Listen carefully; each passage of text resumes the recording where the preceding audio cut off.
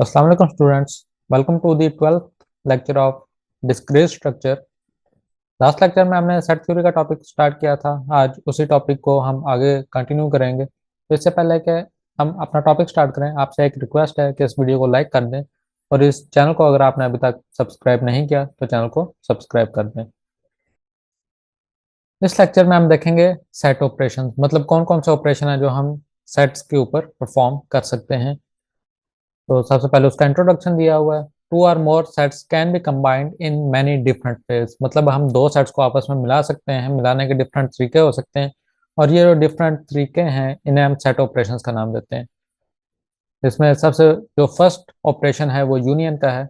Late A and B be sets, मतलब हमारे पास दो सेट हैं, एक सेट का नाम ए है और दूसरे सेट का नाम बी है। The union of the set A and B denoted by A union B. यहाँ पे ये जो यू लिखा हुआ है ये यूनियन का सिंबल है। Is the set that contains those elements that are either in A or in B or in both। मतलब अगर हम A और B सेट का यूनियन लेंगे तो जो न्यू सेट हमारे पास आएगा A यूनियन B का, उसके अंदर वो तमाम एलिमेंट्स मौजूद होंगे जो सेट A में होंगे, वो तमाम एलिमेंट्स भी मौजूद होंगे जो सेट B में होंगे, या वो वाले एलिमेंट्स में जो A और B दोनों के अंदर मौजूद हैं तो हमारे जो यूनियन वाला सेट है उसके अंदर भी वो एलिमेंट्स मौजूद होंगे। तो उसी को आगे मजीद डिफाइन किया हुआ है। An element x belongs to the union of the set A and B if and only if x belongs to A or x belongs to B. This tells us that a union b is equal to x where x belongs to a और x belongs to b। वो तमाम elements जो a का हिस्सा होंगे या b का हिस्सा होंगे या दोनों का हिस्सा होंगे वो a यूनियन b सेट के अंदर एग्जिस्ट करेंगे। नेक्स्ट डेफिनेशन फिर इंटरसेक्शन की है।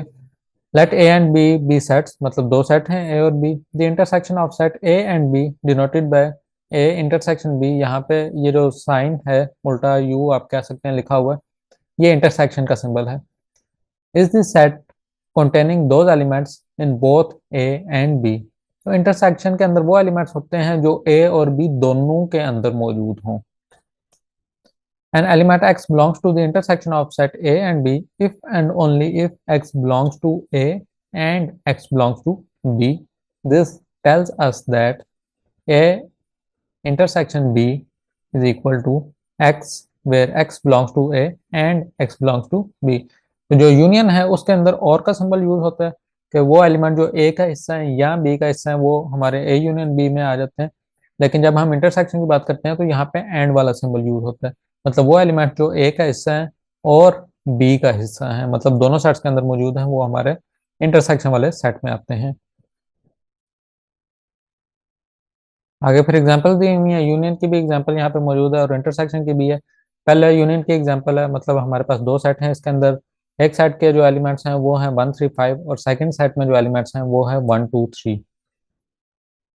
तो इनका जब हम यूनियन लेंगे तो जो हमारे पास न्यू सेट आएगा उसके अंदर सेट ए के एलिमेंट्स और सेट बी के एलिमेंट्स, ये तमाम एलिमेंट्स इसके अंदर आ जाएंगे। तो आप देख सकते हैं 1 3 5 ये सेट ए के एलिमेंट्स थे और इसके अंदर 1 2 और 3 ये सेट बी के एलिमेंट्स थे। तो जो एलिमेंट रिपीट हो रहा है, मतलब दोनों सेट के अंदर मौजूद है, उसको हम एक ही दफ़ा लिखेंगे। तो 1 चूंकि पहले से मौजूद था तो उसे हमने दोबारा नहीं लिखा। 2 सेट 1 के अंदर मौजूद नहीं था तो वो यहाँ पे आ गया और उसके बाद 3 और 5 लिखा हुआ है। यहाँ पे ये बात भी इंपॉर्टेंट है कि सेट के अंदर तरतीब अहम नहीं होती, मतलब आप इस तरीके से भी लिख सकते हैं कि पहले 1 3 5 लिख लें और उसके बाद जो सेट 2 का एलिमेंट जो कि 1 के अंदर मौजूद नहीं था वो उसके बाद लिख लें, मतलब 1 3 5 और उसके बाद भी 2 लिखा जा सकता है। नेक्स्ट जो एग्जांपल है वो इंटरसेक्शन की है। The intersection of sets 1 3 5 and 1 2 3 is the set 1 3। Intersection में वही एलिमेंट्स आते हैं जो कि सेट ए में भी मौजूद हों और सेट बी में भी मौजूद हों। तो इस तरीके से जो 1 है वो इन दोनों सेट के अंदर मौजूद है, इसी तरीके से जो 3 है वो भी इन दोनों सेट के अंदर मौजूद है। तो 1 और 3 इस केस में हमारा आंसर होगा। और फिर इन्हीं दो ऑपरेशंस को वेन डायग्राम के थ्रू शो किया हुआ है। इस वेन डायग्राम में जो एक ये रेक्टेंगल है व्हाइट कलर की, ये तो यूनिवर्सल सेट की रेक्टेंगल है, मतलब तमाम एलिमेंट्स इसके अंदर एग्जिस्ट करते हैं। इसके अंदर दो सेट हैं, सेट ए सेट बी, जिनको हमने सर्कल से शो किया हुआ है। और अगर आप देखें तो ये जो फर्स्ट डायग्राम है इसके अंदर इन दोनों सर्कल्स को फुल कलर किया हुआ है। और ये रिप्रेजेंट कर रहा है यूनियन को। मतलब ए और बी का जब हम यूनियन लेंगे तो सेट ए के तमाम एलिमेंट्स, मतलब ये कंप्लीट एरिया कलर्ड है, और सेट बी के तमाम एलिमेंट्स, ये कंप्लीट एरिया भी कलर्ड है, और इसके दरमियान में वो वाले एलिमेंट्स आते हैं जो कि सेट ए का भी हिस्सा है और सेट बी का भी हिस्सा है, तो उसको भी कलर किया हुआ। मतलब इन दोनों सेट्स के तमाम एलिमेंट हमारे पास ए यूनियन बी के अंदर आ जाएंगे। उसके बाद जो नेक्स्ट डायग्राम है वो है इंटरसेक्शन की। तो इसमें देखें सिर्फ उस एरिया को कलर किया हुआ है जो ए और बी का कंबाइन एरिया है। तो इसके अंदर वो एलिमेंट्स होंगे जो सेट ए का भी हिस्सा होंगे और सेट बी का भी हिस्सा होंगे। तो वेन डायग्राम के थ्रू अगर हमने शो करवाना हो तो इस तरीके से हम शो करवा सकते हैं। तो इस स्लाइड के अंदर तीन ऑपरेशन के बारे में बताया गया, डिस्जॉइंट, डिफरेंस एंड कॉम्प्लीमेंट। तो सबसे पहले यहाँ पे डिस्जॉइंट को डिफाइन किया गया। Two sets are called disjoint if their intersection is empty set. दो ऐसे सेट जिनका जब हम इंटरसेक्शन लेंगे तो हमारे पास एम्प्टी सेट आ जाए तो वो डिसजॉइंट सेट कहलाएंगे। ऐसे सेट से मुराद ये है कि उन दोनों सेट के अंदर कोई भी एलिमेंट कॉमन नहीं होगा। इसके बाद फिर आगे ए यूनियन बी की कार्डिनलिटी को डिफाइन किया हुआ है। कार्डिनलिटी को हमने लास्ट चैप्टर में भी डिस्कस किया था। कार्डिनलिटी से मुराद ये है कि किसी सेट के अंदर कितने एलिमेंट्स मौजूद हैं। इस तरीके से ऊपर जो हमारे पास एग्जांपल है इसमें सेट ए की कार्डिनलिटी 5 है क्योंकि 5 एलिमेंट्स हैं। इस तरीके से सेट बी की कार्डिनलिटी भी 5 है क्योंकि इसके अंदर भी 5 एलिमेंट्स हैं। तो अब क्वेश्चन ये है कि जब हम ए यूनियन बी या ए इंटरसेक्शन बी का ऑपरेशन परफॉर्म करेंगे तो उसकी कार्डिनलिटी क्या होगी। तो यहाँ पे पहले यूनियन की कार्डिनलिटी को डिफाइन किया हुआ है। We are often interested in finding the cardinality of union of two finite sets A and B. Now, cardinality of A plus cardinality of B counts each element that is in A but not in B, or in B but not in A exactly once. Be careful not to overcount and each element that is in both A and B exactly twice. Thus, if the number of elements that are in both A and B is subtracted from cardinality of A plus cardinality of B, elements in A intersection B will be counted only once. Hence, cardinality of A union B is equal to cardinality of A plus cardinality of B minus cardinality of A intersection B. यहाँ पे कहने का मतलब ये है कि अगर हमने ए यूनियन बी की कार्डिनलिटी फाइंड करनी है तो उसके लिए पहले हम चेक करेंगे कि ए की कार्डिनलिटी क्या है, मतलब सेट ए के अंदर कितने एलिमेंट्स मौजूद हैं। इसी तरीके से ये भी चेक किया जाएगा कि सेट बी के अंदर कितने एलिमेंट्स मौजूद हैं, और उसके बाद हम ये भी काउंट करेंगे कि सेट ए और बी के कौन से ऐसे एलिमेंट हैं जो कि कॉमन हैं, और उस नंबर को फिर हमने सब्ट्रैक्ट करना होगा। तो अगर इस एग्जाम्पल से मैं आपको बताऊं और इस एग्जाम्पल में हमने ए यूनियन बी की कार्डिनलिटी फाइंड करनी हो तो इसके अंदर सेट ए के एलिमेंट्स हैं 5 और सेट बी के एलिमेंट्स हैं 5। तो सेट ए और सेट बी के जो एलिमेंट्स हैं उन्हें हम आपस में ऐड करेंगे तो इसके अंदर ये 10 हो जाएगा, और फिर हम वो एलिमेंट्स जो कि इसके इंटरसेक्शन में आते हैं उनको सब्ट्रैक्ट करेंगे। तो इसके इंटरसेक्शन के अंदर कोई भी एलिमेंट मौजूद नहीं है, तो जीरो को हम सब्ट्रैक्ट कर देंगे तो जो टोटल नंबर हमारे पास आएगा ए यूनियन बी की कार्डिनलिटी का वो 10 होगा। लेकिन यहाँ पे अगर कोई एलिमेंट ऐसा होता जो कि दोनों सेट के अंदर मौजूद होता तो उसको फिर हमने यहाँ से सब्ट्रैक्ट करना था, तो उस केस के अंदर जो एलिमेंट रिपीट हो रहे हैं उनको हम एक दफा सब्ट्रैक्ट कर देते हैं। फिर उसके बाद नेक्स्ट डेफिनेशन आगे डिफरेंस की है। Let A and B sets, the difference of A and B denoted by a minus b is the set containing those elements that are in A but not in B. The difference of A and B is also called complement of B with respect to A. तो जब हम A difference B find करेंगे तो उसके अंदर हम ये करते हैं कि वो तमाम एलिमेंट्स जो कि सेट A में मौजूद हैं और सेट B के अंदर भी मौजूद हैं उन वाले एलिमेंट्स को हम सब्ट्रैक्ट कर देते हैं। सेट A में से उन एलिमेंट्स को हम निकाल देंगे, बाकी जो हमारे पास एलिमेंट्स बचेंगे वो A डिफरेंस B होगा, या हम इसको complement of B with respect to A भी कहते हैं। यहाँ पे एक रिमार्क भी गिवन है। The difference of set A and B is sometime denoted by A slash B. आप देख सकते हैं बैक स्लैश यूज की गई है, तो डिफरेंस के लिए या तो हम माइनस का साइन भी इस्तेमाल कर सकते हैं या फिर ये बैक स्लैश भी इस्तेमाल कर सकते हैं। An element x belongs to difference of a and b if and only if x belongs to a and x does not belong to b.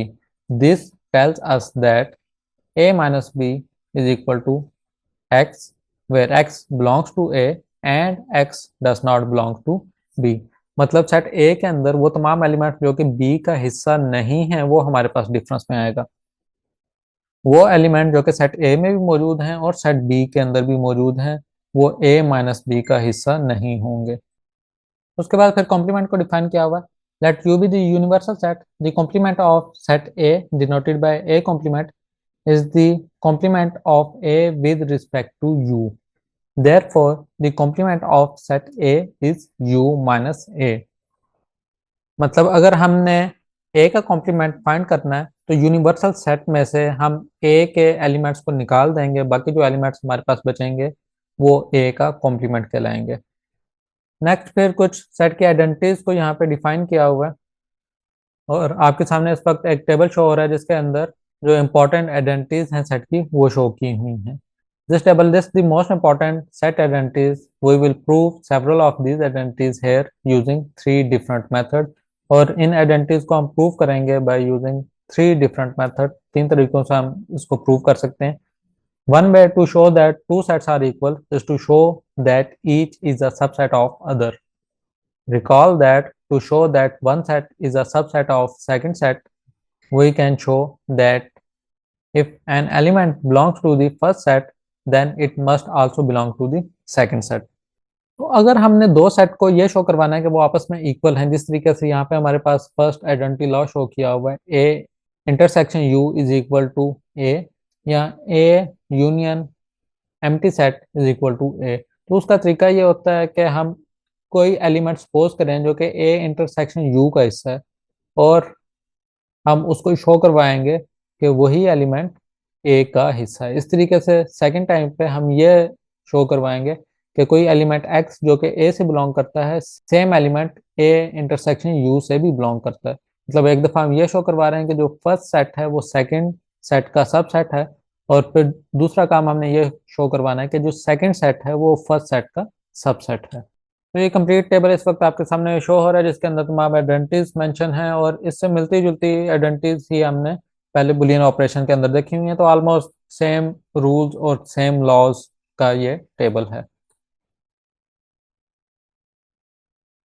यहाँ पे आप डिमॉर्गन थ्योरम को प्रूव किया हुआ है by using set builder notation and logical equivalence. तो इसको हम इस तरीके से प्रूव करेंगे कि सबसे पहले हम ये कहेंगे कि हमारे पास एक एलिमेंट है एक्स जो कि बिलोंग करता है ए इंटरसेक्शन बी के कॉम्प्लीमेंट से। तो अगर कोई एलिमेंट ए इंटरसेक्शन बी के कॉम्प्लीमेंट से बिलोंग करता है तो हम उसे इस तरीके से लिख सकते हैं कि वो एलिमेंट ए इंटरसेक्शन बी से बिलोंग नहीं करता। डेफिनेटली वो इंटरसेक्शन से बिलोंग नहीं करता, इसके कॉम्प्लीमेंट से बिलोंग करता है। तो फर्स्ट स्टेटमेंट हम इस तरीके से लिख सकते हैं कि x does not belong to A intersection B. मजीद हम इसको इस तरीके से लिख सकते हैं this is not the case that x belongs to A intersection B. मतलब ये जो नॉट बिलोंग का सिंबल था इसको हमने बिलोंग्स के सिंबल में चेंज कर दिया और इस कंप्लीट स्टेटमेंट से पहले हमने नॉट लगा दिया है। तो अब ये ऊपर वाली और ये सेकंड स्टेटमेंट ये आपस में इक्विवेलेंट स्टेटमेंट्स हैं। मजीद हम ये कर सकते हैं कि ये जो इंटरसेक्शन का ऑपरेशन है इसको हम एंड के ऑपरेशन से रिप्लेस कर सकते हैं। This is not the case that x belongs to A and X belongs to B. तो यहाँ पे अब हम डिमॉर्गन का लॉ यूज करेंगे। डिमॉर्गन का लॉ ये कहता है कि अगर हमारे पास कंप्लीट स्टेटमेंट के ऊपर कॉम्प्लीमेंट मौजूद हो और एंड का ऑपरेशन यूज हो रहा हो तो वो एंड का ऑपरेशन कन्वर्ट हो जाता है और के ऑपरेशन में, और जो कंप्लीट स्टेटमेंट के ऊपर कॉम्प्लीमेंट है वो दोनों स्टेटमेंट के ऊपर अलग अलग डिवाइड हो जाता है। तो ये जो नॉट का ऑपरेशन है इसका मतलब है कि ये एक कंप्लीट स्टेटमेंट के ऊपर कॉम्प्लीमेंट मौजूद है। तो एंड का जो ऑपरेशन है वो कन्वर्ट हो जाएगा और के ऑपरेशन में, और ये जो कॉम्प्लीमेंट है ये फर्स्ट स्टेटमेंट के साथ भी आ जाएगा और सेकंड स्टेटमेंट के साथ भी आ जाएगा। तो इसको अब हम इस तरीके से पढ़ सकते हैं it is not the case that x belongs to A or it is not the case that x belongs to B. और उसके बाद दोबारा से इसे हम नॉट बिलोंग के सिंबल में कन्वर्ट कर लेंगे x does not belong to A or x does not belong to B. और इसका मतलब है कि अगर x a से बिलोंग नहीं कर रहा तो x a के कॉम्प्लीमेंट से बिलोंग करेगा, और इस तरीके से अगर x b से बिलोंग नहीं कर रहा तो x जो है वो b के कॉम्प्लीमेंट से बिलोंग करेगा। और मजीद इसको हम इस तरीके से कह सकते हैं कि x belongs to a complement union b complement. मतलब x मतलब एक्स ए से बिलोंग कर रहा है या फिर एक्स बी से बिलोंग कर रहा है या फिर एक्स इन दोनों से बिलोंग कर रहा है, तो उसको इस तरीके से भी हम लिख सकते हैं। और फिर लास्ट में हम इस नतीजे पे पहुंच गए कि A complement union B complement, और स्टार्ट हमने किया था ए इंटरसेक्शन बी कॉम्प्लीमेंट। मतलब अब ये जो हमारे पास लास्ट वाली स्टेटमेंट आई है ये फर्स्ट स्टेटमेंट के इक्विवेलेंट है। यहाँ पे फिर एक और एग्जांपल को डिस्कस किया हुआ है, इस वक्त आपके सामने शो हो रही है A union B intersection C whole complement is equal to C complement union B complement intersection A complement. तो इस एग्जांपल को सिंपल हम डिमॉर्गन का लॉ यूज करते हुए प्रूव कर सकते हैं। तो सॉल्यूशन की ये फर्स्ट स्टेटमेंट आपके सामने अभी शो हो रही है। इसके अंदर कंप्लीट के ऊपर जो कॉम्प्लीमेंट है इसको अगर हम ये यूनियन वाली जगह से ब्रेक करें तो हमारे पास आ जाएगा ए कॉम्प्लीमेंट, और जो यूनियन का सिंबल है वो इंटरसेक्शन के सिंबल में चेंज हो जाएगा बाय यूजिंग डिमॉर्गन्स लॉ। और बाकी जो ब्रैकेट के अंदर बी इंटरसेक्शन सी है ये इसी तरीके से रहेगा और इसके ऊपर कॉम्प्लीमेंट आ जाएगा। नेक्स्ट स्टेटमेंट में जो ब्रैकेट के अंदर B intersection C whole complement है, यहाँ पे हम कॉम्प्लीमेंट को ब्रेक करेंगे तो हमारे पास B complement union C complement आ जाएगा। और उसके बाद कमोटेटिव लॉ को यूज करते हुए हम इनकी पोजीशंस को चेंज कर सकते हैं। मतलब जो ए स्टार्टिंग पे लिखा हुआ है ये एंड पे आ जाएगा और इन दोनों के दरमियान में हमारे पास इंटरसेक्शन का ऑपरेशन मौजूद रहेगा। और बाय यूजिंग कमोटेटिव लॉ हम बी और सी की पोजीशन भी चेंज कर सकते हैं। तो जो रिजल्ट हमने प्रूव करना था उस नतीजे तक हम पहुंच चुके हैं। नेक्स्ट फिर जर्नलाइज यूनियन एंड इंटरसेक्शन के बारे में बताया गया। तो इस कंप्लीट स्टेटमेंट के अंदर यह बताया जा रहा है कि जो यूनियन और इंटरसेक्शन के ऑपरेशंस हैं वो एसोसिएटिव लॉ को होल्ड करते हैं। मतलब हमारे पास अगर दो से ज़्यादा सेट मौजूद हों, जिस तरीके से यहाँ पे लिखा हुआ है A union B union C, या फिर इंटरसेक्शन के केस में A intersection B intersection C, इन दोनों केसेस के अंदर हमारे पास एसोसिएटिव लॉ होल्ड करेगा। उससे ये होगा कि ये हमारी मर्जी है कि हम पहले बी यूनियन सी का ऑपरेशन परफॉर्म करने के बाद हम ए के साथ यूनियन करें, या फिर हम पहले ए यूनियन बी का ऑपरेशन परफॉर्म कर लें उसके बाद जो हमारे पास रिजल्ट आएगा उसका हम सी के साथ यूनियन कर लें। सेम चीज़ इंटरसेक्शन वाले केस में होगी कि हम बी इंटरसेक्शन सी करने के बाद ए से उसका इंटरसेक्शन ले सकते हैं, या फिर ए इंटरसेक्शन बी के बाद हम सी से इंटरसेक्शन कर सकते हैं। दोनों केसेस के अंदर रिजल्ट सेम ही आएगा। और फिर वेन डायग्राम के थ्रू पहले A union B union C को शो करवाया हुआ है। मतलब ए बी सी के जितने भी एलिमेंट्स हैं वो तमाम इसके यूनियन में इंक्लूड होंगे। और फिर उसके बाद A intersection B intersection C की वेन डायग्राम शो की हुई है, तो इसके अंदर सिर्फ वही एलिमेंट आएंगे जो इन तीनों सेट का हिस्सा होंगे। तो आप देख सकते हैं कि एक छोटा सा हिस्सा उसको कलर किया हुआ है जो इन तीनों सेट के दरमियान में एग्जिस्ट कर रहा है। इस नेक्स्ट स्लाइड में फिर ये बात बताई गई है कि वो सेट जिनका हम यूनियन या इंटरसेक्शन परफॉर्म कर रहे हैं उनकी तादाद दो या दो से ज़्यादा हो सकती है। तो अगर हमारे पास ज़्यादा सेट मौजूद हों तो उसको इस तरीके से हम लिख सकते हैं A1 union A2 union up to AN। मतलब जितने भी सेट्स होंगे उन सब के दरमियान में हमारे पास यूनियन का सिंबल आ जाएगा। या इस कंप्लीट चीज़ को हम इस तरीके से भी लिख सकते हैं, सबसे पहले हम यूनियन का सिंबल लिख देंगे, वो स्टार्ट होगा I is equal to one. मतलब आई की जगह पे जब हम वन पुट करेंगे तो हमारे पास फर्स्ट सेट आ जाएगा, और ये जाएगा अप टू एन। मतलब जो लास्ट वाला सेट है उसकी जगह पे हम ए एन लिख देंगे, और यहाँ पे ए आई लिखा हुआ है। अब आई की जो वैल्यू है वो चेंज होगी, पहले वन फिर उसके बाद टू फिर थ्री फिर फोर अप टू एन। इस तरीके से हम इसको मेंशन कर सकते हैं। और फिर नेक्स्ट इंटरसेक्शन के बारे में बताया हुआ है कि अगर हमारे पास ज़्यादा सेट मौजूद हों तो उसका जो इंटरसेक्शन है वो हम इस तरीके से लिखते हैं कि पहले इंटरसेक्शन का साइन आएगा और फिर उसके बाद ए आई हम लिखेंगे, और जो आई है उसकी वैल्यू वन से लेके एन तक होगी।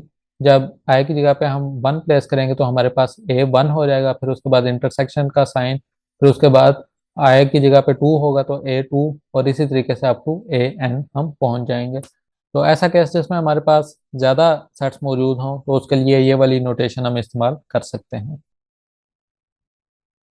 इसके साथ ही हमारा लेक्चर एंड होता है। इस लेक्चर में अगर आपको किसी भी टॉपिक में कोई भी कंफ्यूजन हो तो आप कमेंट सेक्शन के अंदर पूछ सकते हैं। मिलेंगे इंशाल्लाह नेक्स्ट वीडियो में। अपना ख्याल रखिएगा। अल्लाह हाफिज़।